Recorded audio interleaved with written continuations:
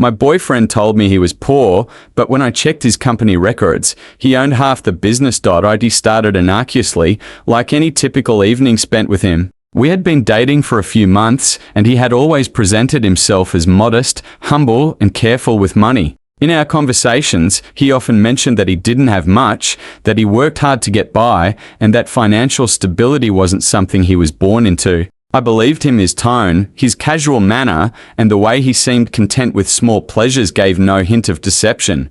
I remember the first time he insisted on splitting the bill at dinner. "I can't always cover everything," he said, shrugging with a kind of boyish charm. I smiled, thinking it was sweet. It was rare to meet someone so down-to-earth, so unpretentious. He didn't flaunt wealth, didn't post luxury items on social media, and even his apartment looked functional rather than extravagant. Everything about him suggested simplicity and struggle. I respected that, and frankly, it made me feel closer to him. We had plans that week to visit a small cafe in the city. He paid for the ride and the meal, as usual, but even then, he would joke about budgeting, about saving money, about how every dollar mattered. The way he spoke, the careful way he managed expenses, it all painted a picture of someone barely scraping by. I trusted that image, and it made me admire his sense of responsibility, but then a small comment from him planted a seed of curiosity. While talking about his work, he casually mentioned that his office was downtown in a high-rise.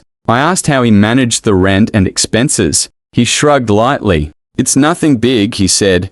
"I share the office space. It's manageable." That should have been enough to satisfy my curiosity, but something in his casual tone didn't sit right. It wasn't a red flag, at least, not yet, but it made me want to check things out. The following evening, my curiosity got the better of me. I decided to do a little digging, not out of distrust, but just to understand his work better. I logged into public company records, thinking I would find his name as an employee or maybe a minor shareholder. What I found instead made my stomach drop. There it was in black and white. He wasn't just an employee, he owned half the company. Every careful word, every modest claim, every story about struggling finances was misleading. I stared at the screen, frozen. Everything I thought I knew about him, the humility, the simplicity, the truth crumbled in an instant. It wasn't just the shock of wealth. It was the deliberate construction of an image that wasn't real, the careful masking of resources, the casual lies designed to make me believe something that wasn't true. The next day, I confront him about the discovery, expecting denial or an excuse, but his reaction is far stranger than I could have imagined, hinting at secrets far deeper than just money. The next morning, my mind was a storm of confusion and suspicion. Every word he had said, every story about struggling financially, replayed in my head, now tinged with the bitter taste of deception. I had to confront him, not angrily, not yet, but with the urgency of someone who needed answers. I called him, and when he answered, his voice was calm, casual, as if nothing had happened. That only fueled my frustration. "I need to talk to you," I said, trying to keep my voice steady. Now, the sudden seriousness caught him off guard. "Okay, sure, what about?" he asked, a hint of curiosity creeping in. I didn't waste time with pleasantries. "About the company records. About the half ownership you conveniently left out when we talked about your finances." There was a pause, a silence so heavy it felt like it could break. Then he laughed, not a nervous laugh, but a soft, measured one. "You found out, huh?" he said, almost amused. My heart sank at his casual tone. "Found out? You mean you weren't going to tell me?" I demanded, a mixture of anger and hurt rising in my chest. He leaned back, seemingly relaxed. "I didn't lie," he said, his words deliberate. "I just didn't think it mattered. I didn't want money to define how we started. I wanted you to like me for me, not for what I own." His explanation made me pause, but it didn't erase the betrayal I felt. The careful construction of an image, the deliberate omission, it was all still there. I paced the room, trying to digest the contradiction. On one hand, his words were sincere. On the other, the deception was undeniable. "You could have told me," I said finally, trying to keep my tone controlled. "It's not just about the money. It's about honesty, about trust. If I can't trust you about something like this, what else are you hiding?" He leaned forward, his eyes locking with mine. "Nothing else. I promise. I just wanted a real connection, not one influenced by wealth or status. I wanted you to see me, not my bank account." I wanted to believe him. I truly did. But trust, once fractured, is never easy to repair. The image he had painted was so different from the reality that I didn't know if I could reconcile the two. We sat in silence, the tension thick between us. I could feel the weight of his unspoken thoughts and the emptiness of my own uncertainty. His intentions might have been genuine, but his method masking his success, hiding half the truth, was a form of manipulation. And manipulation, no matter how subtle, is never harmless. By the end of our conversation, I realized something essential. I needed time to process, to decide whether I could accept the truth behind the lies. His reaction, calm, almost proud, with a hint of defensiveness, told me that this was not a simple issue of misunderstanding. It was a test, whether intentional or not, of trust and perception.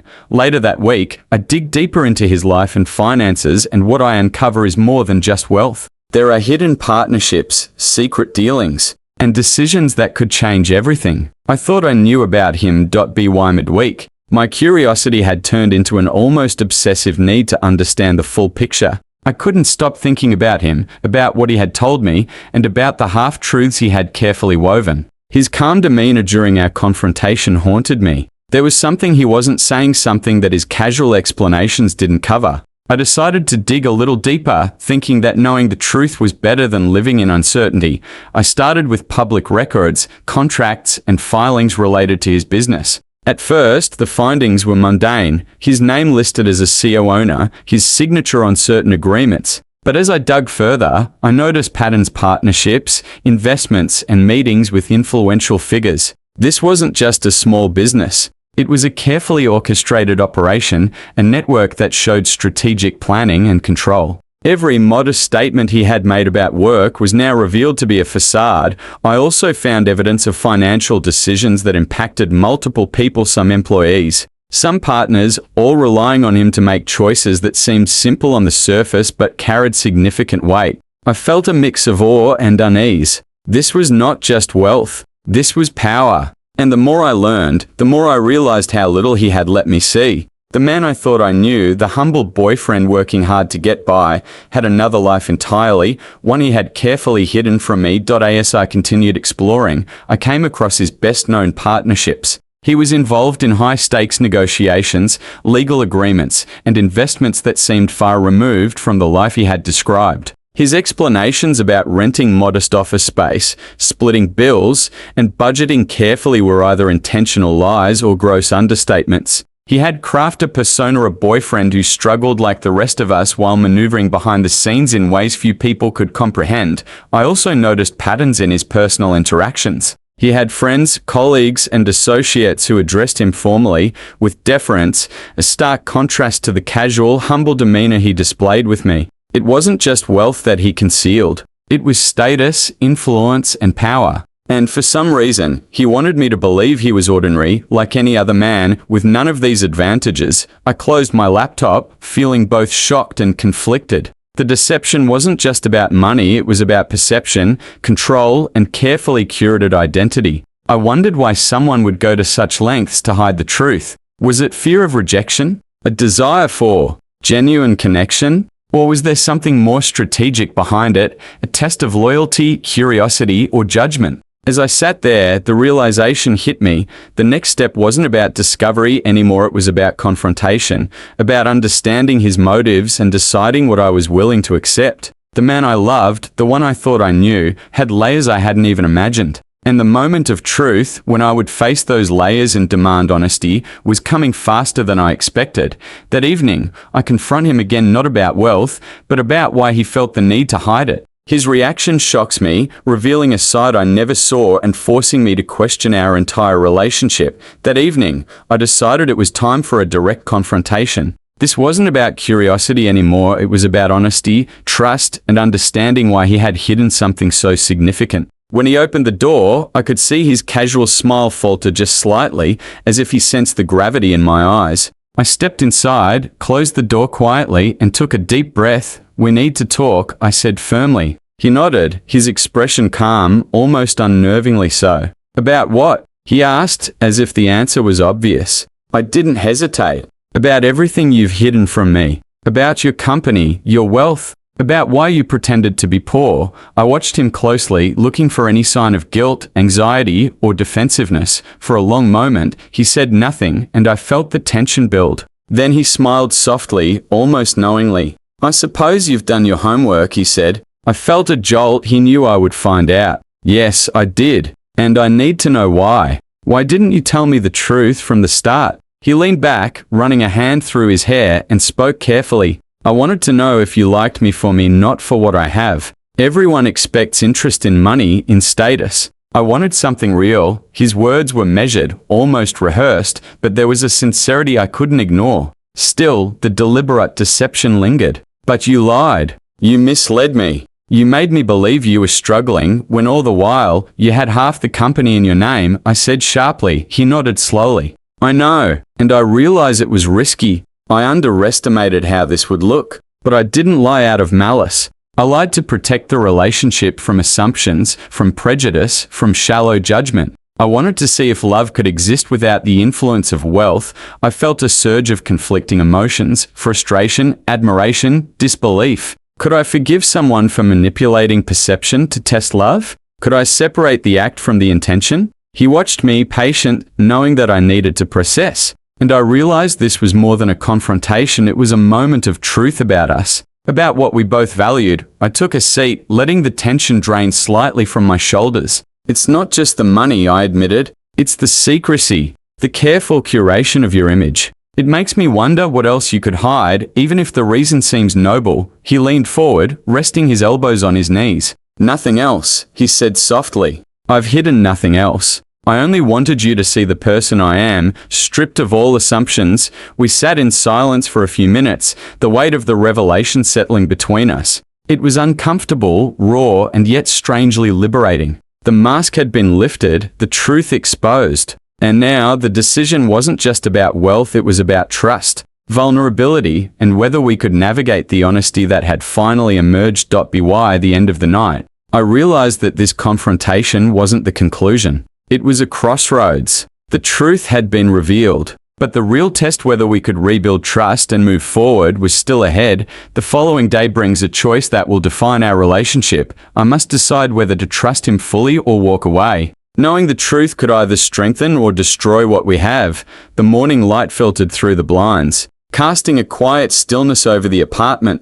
I sat at the kitchen table, staring at the coffee cup in my hands, my mind racing. Last night's confrontation had been intense, raw, and revealing. He had explained, justified, and apologized, but the weight of the deception still lingered. The question now wasn't about wealth, it was about trust, and whether I could fully believe him moving forward. He entered the kitchen quietly, noticing my pensive mood. "Morning," he said softly, placing a hand on my shoulder. I didn't respond immediately, letting the tension sit between us. The truth of yesterday hung in the air like a fragile thread, delicate yet unbreakable. I finally looked at him, searching for any sign of hidden intentions. There was none, only a quiet hope, an openness that seemed genuine. "I've been thinking," I began, choosing my words carefully. "You lied about your finances, about your company, about your life. And I can't pretend that doesn't matter. But I also see that your intentions weren't to hurt me. You wanted honesty and connection, not judgment.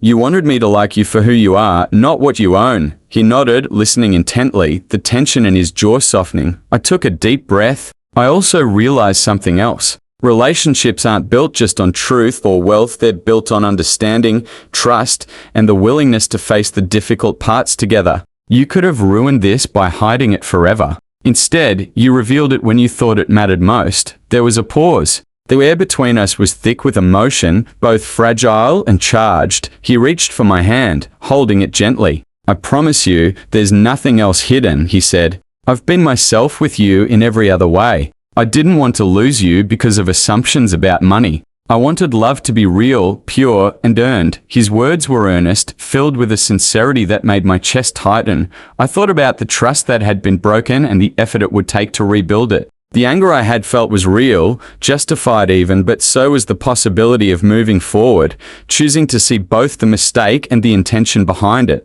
I realized that love sometimes required risk, forgiveness, and the courage to face uncomfortable truths. Finally, I nodded slowly, a sense of clarity washing over me. "Okay," I said, my voice steady. We'll move forward, but this will take time. Honesty has to be our foundation now. No more half-truths, no more assumptions. If we can commit to that, then maybe this can work." He smiled softly, relief evident in his eyes. We sat together, letting the morning stretch into a quiet, reflective moment. The half-lies, the deception, the carefully constructed image, all of it had been revealed. What remained was choice, trust and rebuild or walk away. And for the first time, I felt certain that love, when paired with honesty and understanding, could survive even the most unexpected betrayals. By midday, the tension had eased, replaced by a cautious hope. The reality of the situation wasn't perfect, but it was authentic. And sometimes authenticity mattered more than appearances,